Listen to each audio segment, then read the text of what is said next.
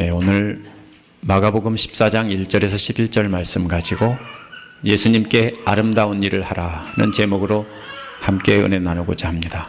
지난주 말씀에서 예수님께서 말씀하신 징조들을 보고 수학기가 가까웠다라는 것을 알라고 하셨습니다. 모든 것은 다 지나가지만 예수님 말씀은 영원히 남는다고 하셨습니다. 그런데 언제 주님 오실지 모르기 때문에 그때를 계산하지 말고 영원한 말씀에 순종하기만 하라는 것이 지난주 말씀이었습니다. 그런데 이와는 달리 때를 알지 못하고 잠깐 있다 사라질 더러운 세상 영광이 영원한 것인 줄 알고 눈이 먼 사람들이 등장을 합니다. 이미 자신들이 갖고 있는 더러운 세상 영광을 지키려고 으르렁거리는 들깨들 같은 대제사장들과 율법학자들이 나옵니다.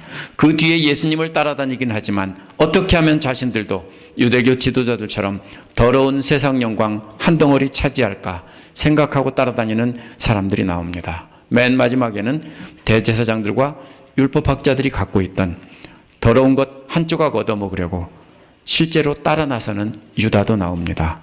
사회적 신분은 서로 다르지만 예수님 말씀을 알아듣지 못하고 더러운 것 한 덩어리 얻으려고 하는 욕심은 다 똑같습니다.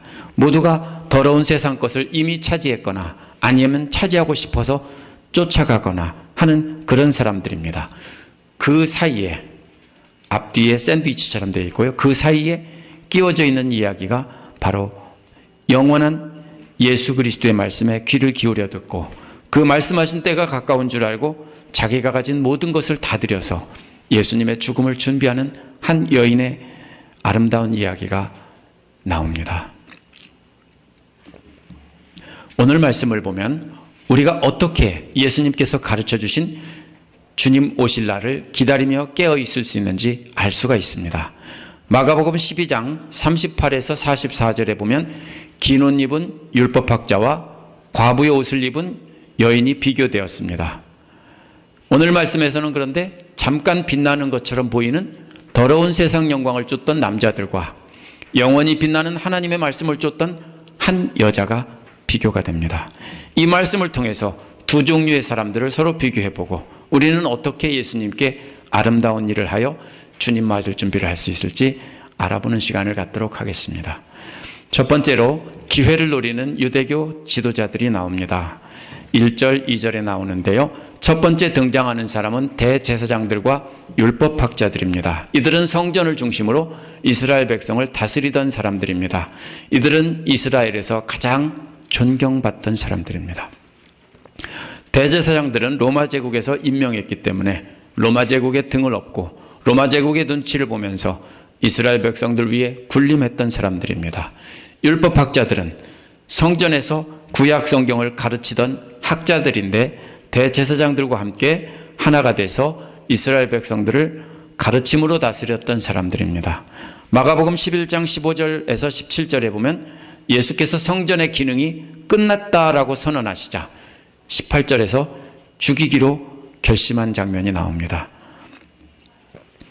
이들은 말로는 하나님 영광을 위해서 일한다고 하지만 실제로는 더러운 세상 영광을 지키기 위해서 혈안이 되어 있는 사람들입니다. 14장 1절에 바로 이들이 등장하는 것입니다. 14장 1절에 보면 유월절과 무교절 이틀 전이라고 했습니다. 유대인들이 날짜를 카운트하는 방법은 한국 사람들이 나이 세는 방법과 같습니다. 서양 사람들은 만 하루가 지나야 하루라고 하지만 유대인들은 오늘이 하루이고 내일은 이틀입니다. 따라서 유월절과 무교절 이틀 전이라는 얘기는 오늘날 우리 계산 방식으로 말하면 하루 전이라는 뜻입니다. 왜냐하면 유대인들은 시간이 저녁부터 시작하기 때문에 낮부터 하면 오늘 저녁 시작되는 하루, 그 다음 내일 저녁 시작되는 또 하루, 이렇게 해서 이틀 전이라고 계산하는 겁니다. 그래서 유월절은 니산월 14일인데 해가 질 때부터 12시간 동안이 바로 유월절입니다. 출애굽 때 바로 이집트의 마지막 재앙으로 장자를 치신 그 밤을 기념하는 것이 유월절이기 때문에 12시간 동안입니다. 그리고 무교절은 니산월 15일에서 21일 사이입니다. 그래서 무교절과 유월절과 무교절을 합쳐서 유월절 주간이라고 합니다. 예수님께서 금요일에 돌아가셨는데 6월절 주간 금요일에 돌아가셨는데 오늘 말씀에 나온 시간은 수요일입니다.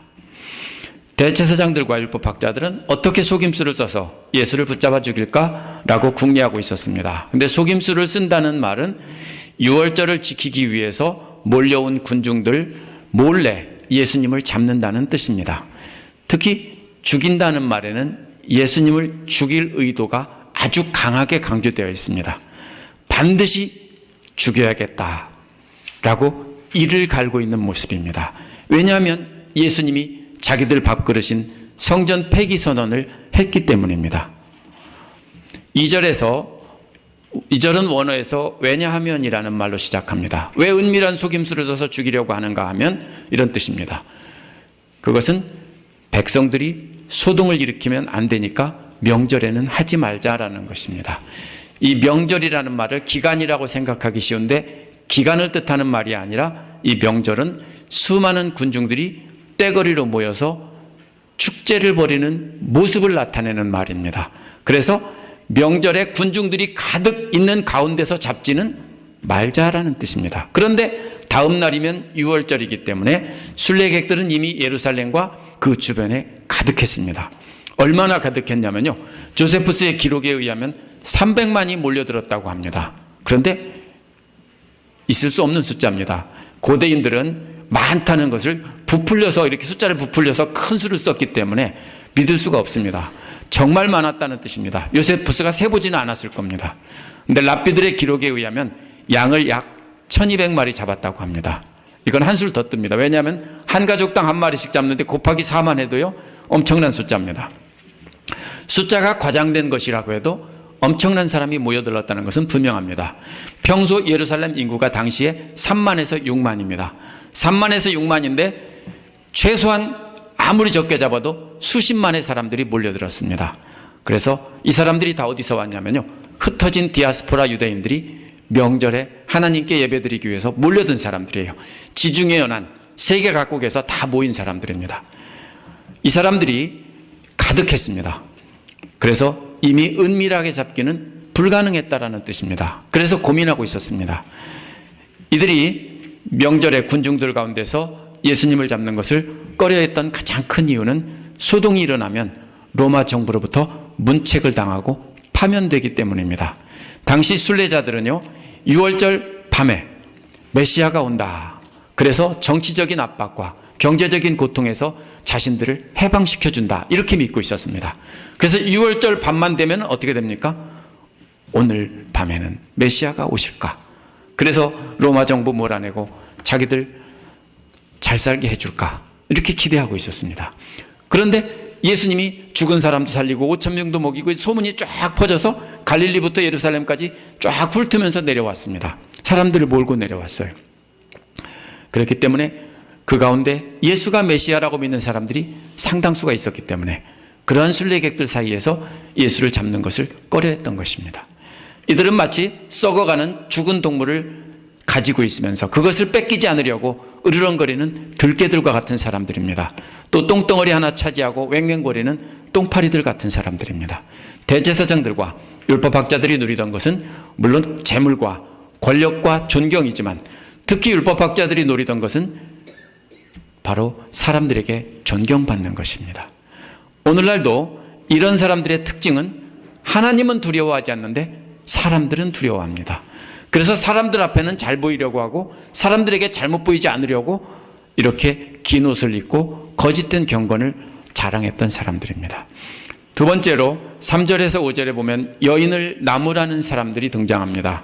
두 번째로 등장하는 사람은 여인이라고 생각하기 쉽지만 본문에 보면 먼저 자리 잡은 사람들이 있습니다. 이미 자리 잡고 음식 먹고 있던 사람들이 있었습니다. 이 부분에서 초점은 여인이 아니라 이 여인을 보고 화를 내던 사람들입니다. 그 자리에는 예수님 제자들뿐 아니라 또 그 밖에 초대된 사람들이 있었을 것입니다.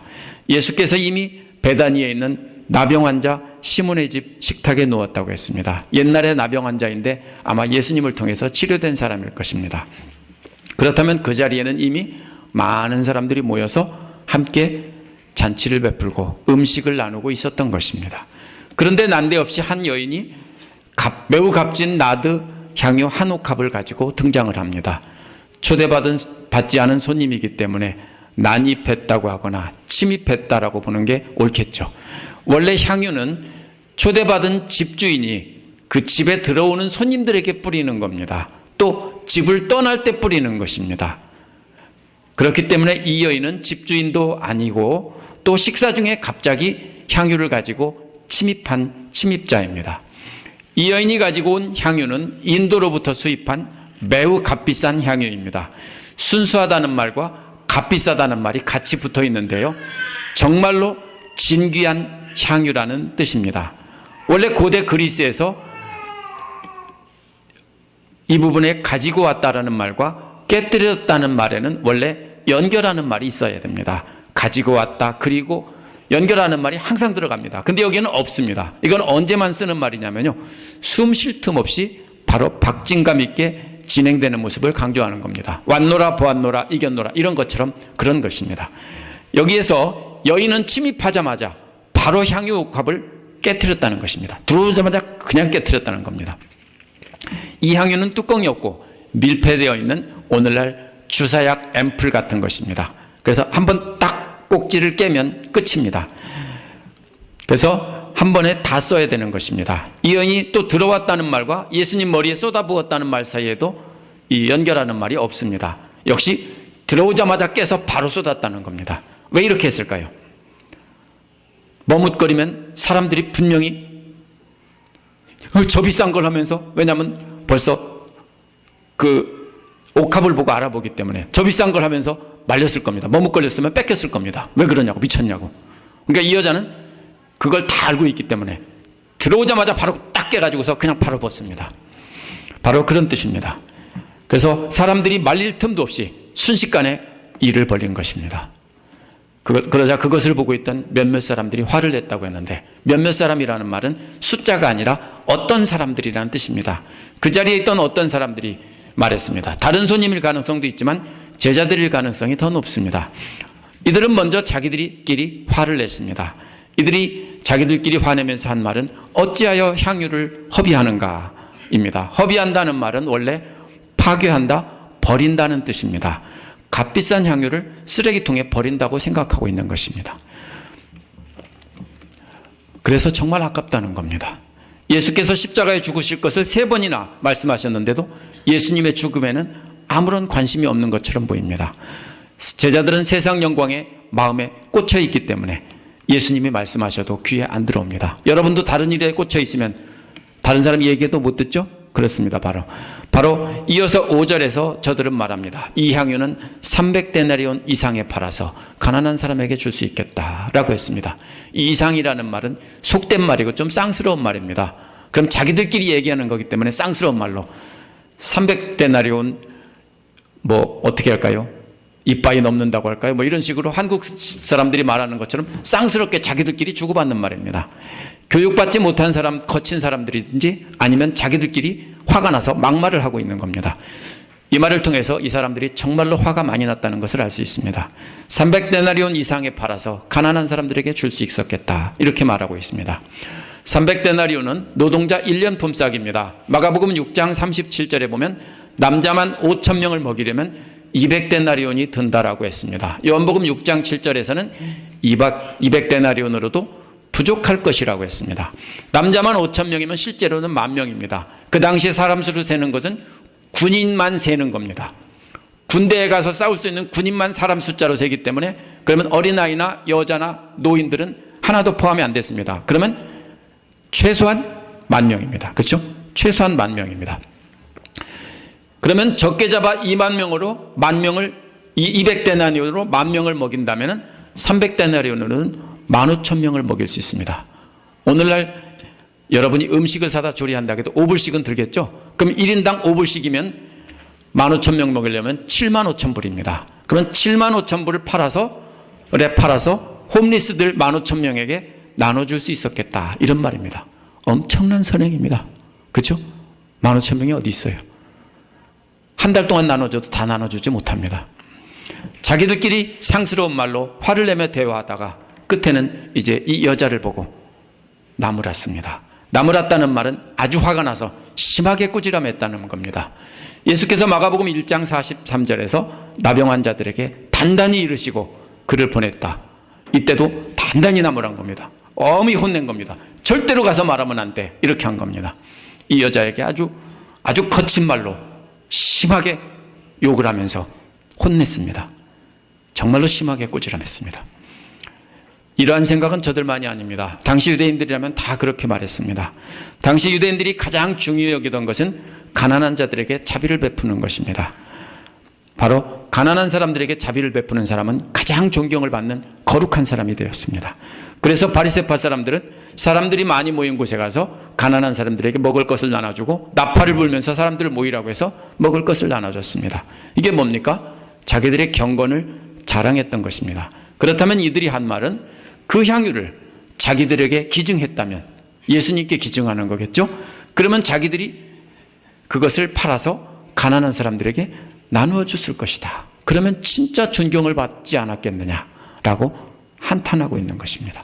그렇다면 저들이 여인을 꾸지람하고 있는 이유는 자신들도 그러한 경건한 사람으로 존경받고 싶었다는 겁니다. 누구처럼요? 율법학자들처럼. 이들이 제자들이라면 아직도 예수님의 가르침을 깨닫지 못하고 있는 것입니다. 그래서 당시 유대인들처럼 생각하고 말했다는 것입니다. 오늘날로 말하면 교회 밖에 있는 세상 사람들처럼 생각하고 말했다는 것입니다. 사실 대제사장이나 율법학자들처럼 존경을 받지 못하고 있지만 저들도 그러한 존경을 받고 싶은 마음이 마음속에 가득 있습니다. 예수님이 왕이 되면 자기들은 그러한 존경을 받을 수 있겠다. 그래서 모든 거 다 버리고 쫓아온 거지 저들이 믿음이 충만해서 그렇게 쫓아온 거 아닙니다. 그래서 저들은 율법학자들처럼 사람들을 두려워하면서 사람들 앞에서 경건을 자랑하고 싶었습니다. 저들도 역시 썩은 고기를 지키고 있던 들깨 같은 대제사장 율법학자들 주위를 맴돌면서 하이에나나 똥파리처럼 이렇게 맴돌던 사람들입니다. 나도 한 덩어리 얻어먹을 수 없을까? 이렇게 맴돌던 사람들입니다. 세 번째로는 6절에서 9절에 보면 여인을 칭찬하는 예수님의 모습이 나옵니다. 6절은 그러나라는 말로 시작합니다. 그 자리에 있던 모든 사람들이 화를 내며 여인을 꾸짖었습니다. 모두가 똑같은 생각이었다는 겁니다. 그러나 예수님만은 생각이 달랐다는 것입니다. 사람들은 예수님도 이 여인을 꾸짖을 것이라고 기대를 했습니다. 세상에 저런 낭비가 다 있나? 오늘날로 말하면 뭡니까? 아주 좋은 고급차 한 대 값인데 그거를 확 깨서 그 자리에서 쏟아붓다니, 이런 말입니다. 그러나 예수님은 가만두어라. 왜 그를 괴롭히느냐? 그는 내게 아름다운 일을 했다. 이렇게 말씀하셨습니다. 가만두라는 말은 10장 14절에서 어린아이들이 내게 오는 것을 허락하고 막지 말라, 이거하고 똑같은 말입니다. 왜 그를 괴롭히느냐? 이 말은요, 여기서 그라는 말은 원어에서 위치가 바뀌어서 앞에 나옵니다. 이게 무슨 말이냐면요, 절대로 더 이상 이 여인을 괴롭히지 말라고 강조해서 경고하고 있는 것입니다. 괴롭힌다는 말은 영어로 말하면 give someone a hard time이라는 그런 말과 같은 말입니다. hard time 준다, 이런 말입니다. 그런 관용어입니다. 그 다음에 내게 아름다운 있다는 말이 나오기 전에 역시 연결되어야 되는데 연결되는 말이 없습니다. 예수님은 이 여인이 행동을 아주 강력하게 숨 쉴 틈 없이 몰아붙이면서 이렇게 이 여인을 지원하고 있다라는 것이, 지지하고 있다라는 것입니다. 이 여인이 최고로 좋은 일을 했다는 것입니다. 7, 8절에서 이 여인이 값비싼 향유를 쏟아버린 것이 어째서 예수님께 최고 좋은 일을 한 것인지 이유를 설명하고 있습니다. 사람들은 가난한 사람을 돕는 것이 최고 좋은 일이라고 생각했습니다. 예수님도 역시 반대하지 않습니다. 좋은 일이라고 생각합니다. 하지만 예수님이 뭐라고 했습니까? 가난한 사람들은 항상 너희와 함께 있을 것이다. 언제든지 도우려고 맘만 먹으면 언제든지 도울 수 있다는 것입니다. 그러나 예수님은 항상 너희와 함께 있는 것이 아니라고 하셨습니다. 무슨 뜻입니까? 이제 곧 십자가에서 돌아가실 것이기 때문입니다. 가난한 사람들을 돕는 것이 중요하지 않다는 것이 아니라 예수님이 사람들의 죄를 속하기 위해서 십자가에 돌아가시기 전에 아주 중요한 순간이기 때문입니다. 때를 놓치면 할 수 없는 일을 중요한 일을 하고 있다는 것입니다. 우리도 역시 항상 할 수 있는 일과 때를 놓치면 할 수 없는 일을 구별해야 됩니다. 성공하는 사람이 되려면 뭐 해야 되는지 아세요? 소중한 것 먼저 해야 돼요. 우리가 보기에 소중한 것 같지만 그 소중하지 않은 거예요, 대부분은. 불쌍한 사람을 먹을 걸 나눠주는 것이 오늘날도 굉장히 중요한 일이라고 생각하고 열심히 하지만 아무 때나 할 수 있는 일입니다. 그러나 얼마 있지 않으면 죽을 사람에게 예수님의 복음을 전하는 것은 아무 때나 할 수 없습니다. 어쩌다 보면 그냥 사라져 버립니다.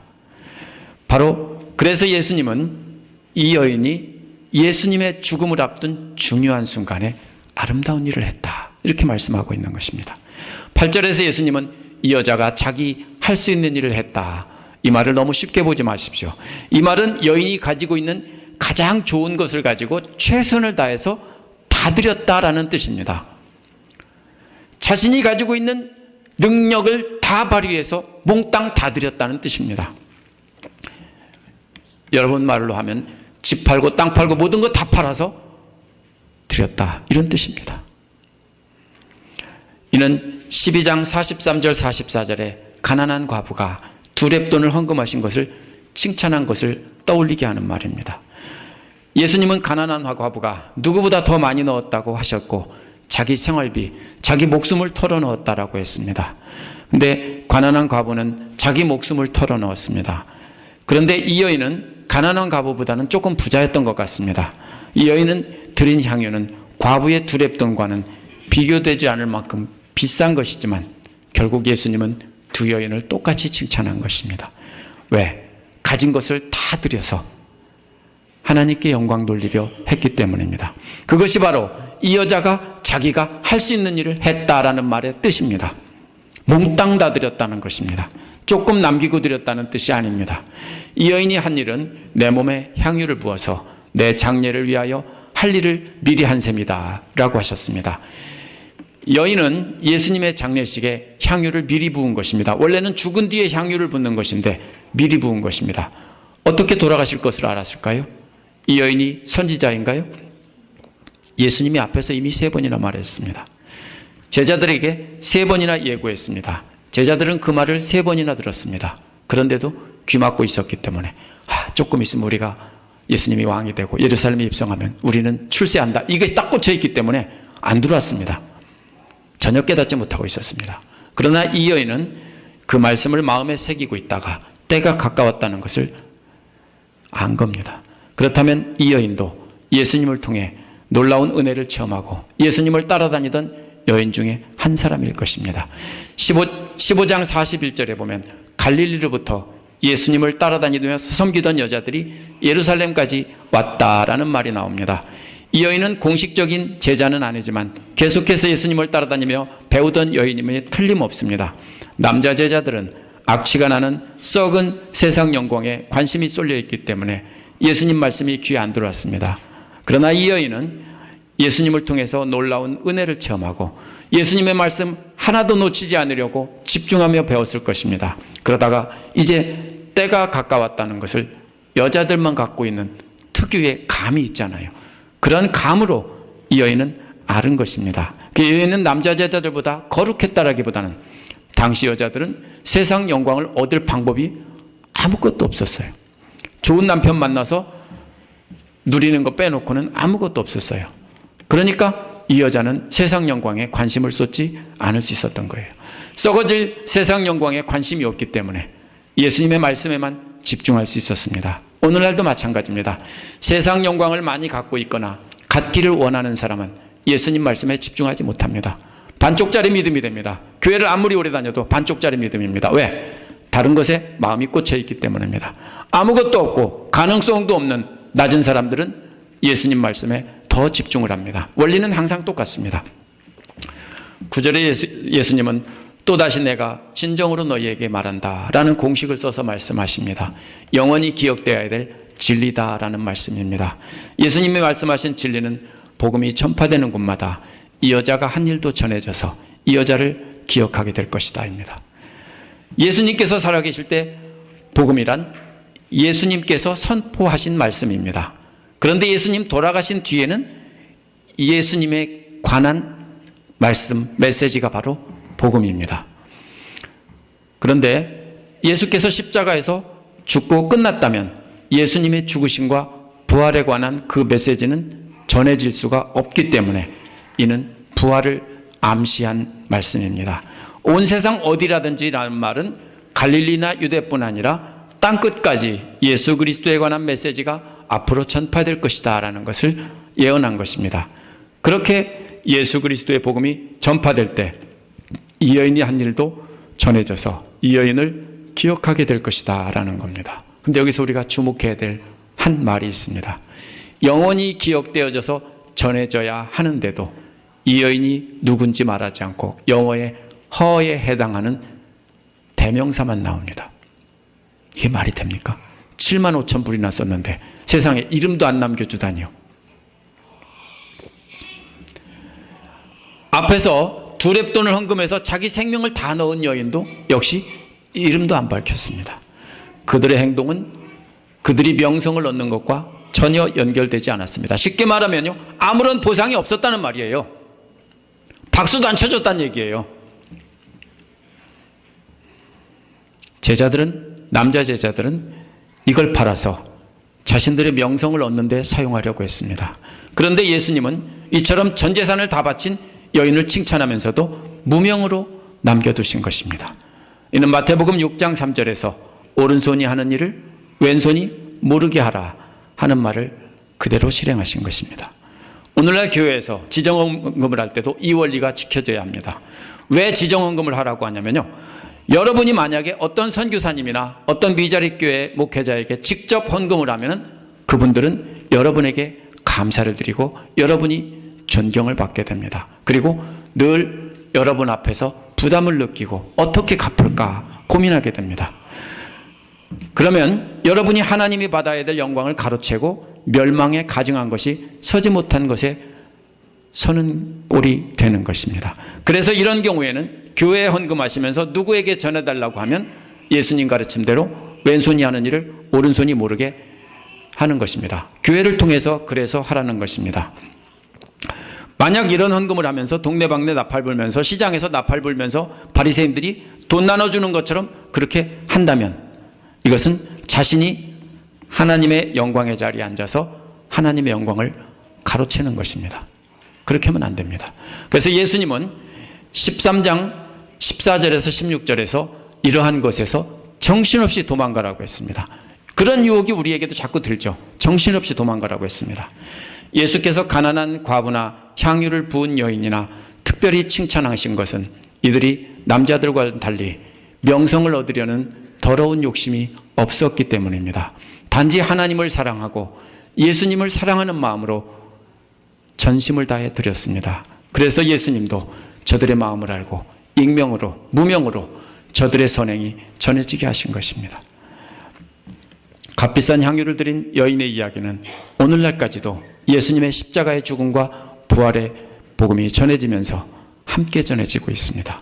이 본문을 가지고 이 여인처럼 전 재산을 팔아서 교회에 바치고 축복을 받으려고 생각을 하면은 실수하시는 겁니다. 그렇게 하라는 게 아니에요. 이 여인은 전 재산을 바치고도 아무것도 얻지 못했습니다. 이름 하나도 얻지 못했고요, 박수 하나도 받지 못했습니다. 단지 무명으로 이 여인의 선행이 예수 그리스도의 복음과 함께 전해질 뿐입니다. 욕만 정말로 뒤지게 먹었습니다. 맞습니까? 오늘날도 똑같습니다. 여러분이 선행을 하면은 욕만 부지하게 먹고 아무런 보상이 없습니다. 진짜로 무명을 하면. 헌금은 뒷돈 주고 몰래 대신 축복받는 더러운 거래가 아닙니다. 그 네 번째로 기회를 노리는 가롯 유다가 나옵니다. 10절에서 11절입니다. 예수께서 이 여인을 이처럼 칭찬하시자 제자들 중에 제일 똑똑했던 유다는 계산이 끝났습니다. 다들 하층민 출신인데 유다는 그래도 인텔리입니다. 유다는 예수님을 따라다니면서 예수님께서 그 놀라운 능력으로 이스라엘이 왕이 될 줄 알았습니다. 그러면 자신도 높은 자리에서 썩어질 세상 영광 한 쪼가리 얻을 줄 알고 따라다녔습니다. 그런데 이 여인을 칭찬하시면서 무명으로 전해지게 하시는 걸 보니 자기들도 이름조차 남지 않겠구나, 아무런 받을 보상이 없겠구나 하면서 바로 감 잡은 겁니다. 유다도 대제사장들이 또 율법학자들이 갖고 있던 썩은 냄새나는 세상 영광을 갖고 싶었던 겁니다. 유다가 나빠서 배신한 게 아니고요. 딴 제자들은 거기까지 머리가 안 돌아간 거고요. 아직요. 유다는 머리가 거기까지 돌아간 것뿐이에요. 똑똑하지 않은 게 감사한 줄 아세요. 실망한 가룟 유다는 대제사장들에게 예수를 넘겨줄 마음을 품고 찾아갔습니다. 11절에 보면 유다의 말을 들은 대제사장들이 기뻐했다고 했습니다. 다시 1, 2절로 돌아가야 됩니다. 대제사장들과 율법학자들은 축제에 참여한 무리들이 없는 데서, 성전이 아닌 곳에서 은밀하게 잡고 싶었습니다. 그런데 방법이 없어요. 내부자가 고발하지 않으면 은밀하게 모이는 장소를 알 수가 없습니다. 왜냐하면 엄청난 숫자의 순례객들이 북적거리는 통해서 어디서 찾아요? 그래서 고민하고 있던 중에 제자 중 하나인 유다가 와서 예수를 넘겨주겠다고 제안하자 이제는 됐다, 고민하는 것이 풀렸다 하고 뛸 듯 기뻐하고 있는 것입니다. 그래서 저들에게 은돈을 주겠다라고 했습니다. 저들은 또 예수를 죽일 재판에서 유다와 같은 내부자가 필요했습니다. 왜냐하면 예수님이 메시아라는 말을 제자들에게 했기 때문에 제자 중 하나가 그 증언을 해주면 예수님을 죽일 수 있습니다. 그래서 기뻐한 겁니다. 그런데 유다는 자살함으로 저들의 증인으로 채택되지 못했습니다. 유다가 예수님의 몸값으로 받기로 된 그 은도는요, 다른 곳에 보면 30이라고 되어 있죠. 그러면은 여인이 예수께 부은 향유와는 비교가 안 됩니다. 적은 돈을 받고 예수를 팔아서 사실은 돈이 탐난 것이 아니라 자기의 안전을 도모한 것입니다. 자기는 예수 편이 아니라고 나중에 죽지 않으려고 이렇게 머리를 굴린 겁니다. 그래서 유다와 자신이 가진 것이 아무런 조건 없이 예수님께 다 쏟아부어서 죽음을 준비한 여인이 서로 비교가 됩니다. 유다와 여인이. 조건 없이 다 드린 사람하고 계산하다가 따지고 뒤로 빠지는 사람하고 이렇게 비교가 됩니다. 그래서 유다는 예수를 넘겨줄 적당한 기회를 노리고 있었다라고 했습니다. 노리고 있었다는 말은 14장 1절에서 궁리하고 있었다는 말과 똑같은 말입니다. 그래서 양쪽 다 예수님을 은밀하게 죽일 기회를 노리고 있었습니다. 양쪽 다 냄새나는 세상 영광을 가지려고 했습니다. 한쪽은 이미 갖고 있기 때문에 지키려고 했고, 다른 쪽은 그것을 뺏으려고 했던 것뿐입니다. 오늘 말씀에는 시체 썩는 냄새나는 고깃덩어리와 또 악취가 나는 똥덩어리를 쫓던 사람들과 영원히 빛나는 영광의 말씀을 쫓던 예수님이 비교됩니다. 대제사장들과 율법학자들은 이미 냄새나는 세상 영광을 가지고 있으면서 그것을 지키려고 했습니다. 그 비싼 향유를 함부로 버리면 낭비했다고 여인을 심하게 책망하던 사람들도 그 영광을 얻고 싶어서 끼웃거렸던 사람들입니다. 예수님을 팔기로 약속한 유다 역시 냄새나는 세상 영광 한 덩어리 얻으려고 기울였던 사람입니다. 모두가 들깨 같고 하예나 같고 똥파리 같은 사람들입니다. 반대로 이 여인은 예수님을 통해서 놀라운 은혜를 체험하고 예수님을 따라다니며 섬기면서 예수님 말씀을 배우던 사람입니다. 예수님 말씀을 마음에 담고 놓치지 않고 있다가 죽음을 미리 감으로 느끼고 자기의 모든 것을 다 들여서 최고 값비싼 향기를 들여서 그 죽으심을 준비하려고 했던 겁니다. 이 여인은 자신이 부은 값비싼 향유보다 더 진한 그리스도의 향기를 나타내던 여인입니다. 오늘날 교회 안에도 이와 같이 서로 비교되는 사람들이 존재합니다. 어떤 사람들은 인정받고 존경받기 위해서 교회에 나옵니다. 헌금도 사람들에게 보여주려고 인정받으려고 합니다. 봉사도 나와라 하고 인정받으려고 합니다. 평신도들만 그런 게 아닙니다. 목회자들도 똑같습니다. 명예를 얻으려고 어디 장자리 하나 얻으려고 끼웃거립니다. 또 어떤 이들은 이미 가지고 있는 영광을 지키려고 합니다. 교회 안에서 자기의 권위에 도전해서 자기들의 권위를 뺏으려고 하면 그것을 지키기 위해서 싸웁니다. 대부분 교회에서 하는 일입니다. 이 경우 지키려는 자들이나 빼앗으려는 자들이나 똑같이 더러운 영광을 놓고 싸우는 겁니다. 대부분 빼앗으려는 자들이 거룩한 것 같아요. 왜요? 비판하니까. 그런데요, 그거 빼앗으면 어떻게 돼요? 똑같아요. 오늘날 정치판도 똑같아요. 비판하는 사람들이 깨끗하고 정직한 것 같지만요, 아니에요. 그들이 빼앗으면요 똑같아요. 왜냐하면 그들은 모두가 다 자기 것으로 만들려고 하는 것뿐입니다.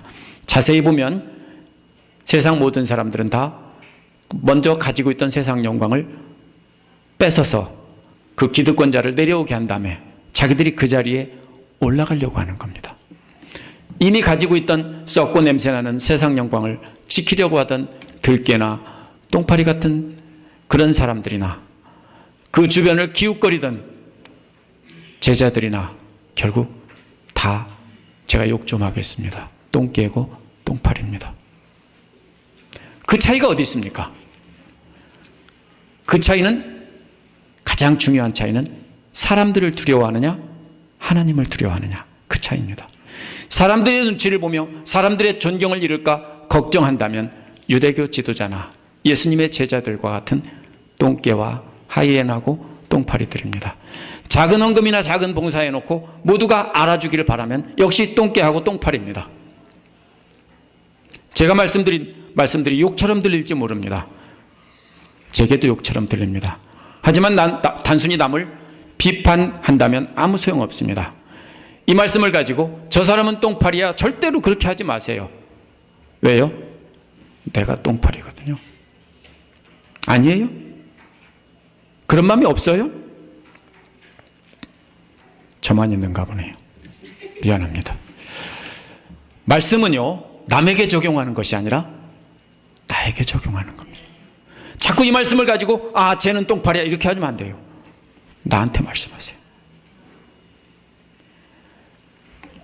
저도 잘하고 있어서 이 말씀 드리는 게 아닙니다. 저도 오늘 말씀을 새기고 세상 영광을 쫓지 않도록 최선을 다하려고 합니다. 그렇다면 어떻게 해야 이 여인처럼 아름다운 헌신을 할까요? 썩어질 세상 영광에 관심 버리면 됩니다. 존경 안 받아도 돼요. 욕 먹어도 돼요. 욕 뒤지라고 먹어도 괜찮아요 하면서 그냥 할 일 하면 됩니다. 그렇지 않으면 영광에 조금이라도 관심을 갖고 있으면 우리는 똥개와 똥파리가 되는 것이고 절대로 이 여인처럼 아름다운 향기를 내는 사람이 될 수 없습니다. 우리가 예수님께 아름다운 일을 해드려서 칭찬을 받으려면 이 여인처럼 이름 없이 계산도 없이 헌금하고 봉사해야 합니다. 만약에 그런 마음이 있으면요, 억지로 하지 마세요. 남에게 보여주려고 억지로 하지 마세요. 왜냐하면요, 그거는요, 하나님께 드리는 게 아니라 하나님이 거지가 아니거든요. 가증한 거예요. 기쁜 마음으로 드릴 수 있을 때 드리시고요. 그런 마음이 없으면 은혜를 달라고 하세요. 먼저. 교회가 돈이 필요해서 여러분의 헌금을 받는 게 아니에요. 여러분 하나님 앞에 축복받으라고 그걸 하는 겁니다. 그러면은 절대로 남 눈치 보고 헌금하면 안 돼요. 절대로 보지 마세요. 진정으로 예수님 사랑하는 마음으로 물질과 시간을 드려야 됩니다. 물질이 없으시면 시간을 드릴 수 있습니다. 그러나 우리도 이 여인처럼 먼저 예수님을 사랑하는 마음으로 말씀에 귀를 기울여야 됩니다. 이 여인이 처음부터 향유를 쏟았어요? 안 쏟았습니다. 처음에는 따라다니면서 예수님께 은혜를 받고 예수님한테 병을 고침을 받기도 했겠죠. 그러면서 예수님을 따라다니면서 말씀에 집중해서 귀를 기울여 들었습니다. 그러다가 때가 되자 예수님 하신 말씀을 기억하고 이때는 내 일생에 한 번밖에 없는 기회다 라면서 모든 것을 다 팔아서 드린 겁니다. 우리도 마찬가지입니다. 순서가 있습니다. 먼저 우리가 해야 되는 것은 억지로 헌금하는 것이 아니라 억지로 봉사하는 것이 아니라 먼저 우리가 예수님 말씀에 귀를 기울이고 그 말씀에 집중을 해야 됩니다. 그것이 바로 예수님을 사랑하는 것이고 그 다음에 우리가 은혜를 받았으면 감사가 있고 기쁨이 있으면 그 다음에 섬김도 하고 봉사도 하고 헌금도 하는 것입니다. 그것이 바로 그렇게 해서 우리의 통해서 예수 그리스도의 향기가 복음이 전파되는 것입니다. 그것이 바로 예수님의 향기를 온 세상에 퍼뜨리는 일이고 이 여인처럼 아름다운 일을 예수님께 해드리는 길입니다. 기도하겠습니다.